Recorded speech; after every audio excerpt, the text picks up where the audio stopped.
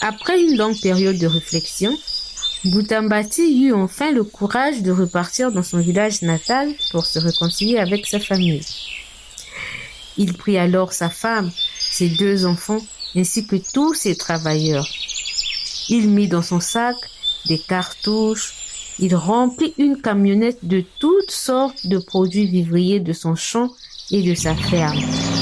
Aussi des équipements de pêche et de chasse pouvant permettre à leurs frères de reprendre le travail et lutter contre la famine. Arrivés au village, les frères d'un air étonné regardent la foule venir vers eux. Boutambati, lui, sa femme et ses 2 enfants, en avant bien sûr. Il s'approche d'eux et se présente à eux, car Boutambati avait pris du poids et est devenu très méconnaissable pour ses 2 frères. Les accolades furent faites, mais cette fois, pas de vin de palme pour l'accueillir. Boutambati dit, « Mais, grand frère, pourquoi m'accueillez-vous sans vin ?» Les frères lui répondirent, les larmes aux yeux, en position à genoux. Il commence à relater les faits. En réalité, petit frère, la boîte avait été volée dans le village voisin par des terroristes. Et pour ce fait, ils sont venus mettre en péril tout le village. Car pour eux, nous avons remplacé le contenu de cette boîte par un autre, pour tromper leur vigilance.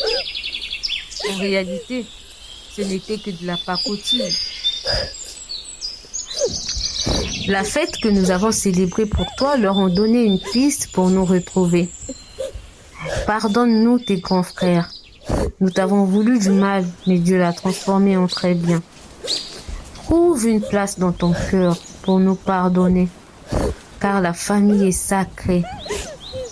Et Boutambati lui répondit, le pardon possède une immense puissance, tant pour celui qui pardonne que pour celui qui est pardonné. Grand frère, pourquoi ne pas vous accorder ce pardon? Et la famille se réunit à nouveau en pleurs de joie. Mais cette fois-ci, dans la sincérité.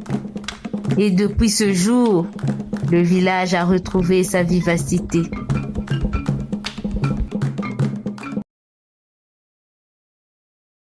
Et que le pardon ne signifie pas excuser ou approuver l'offense.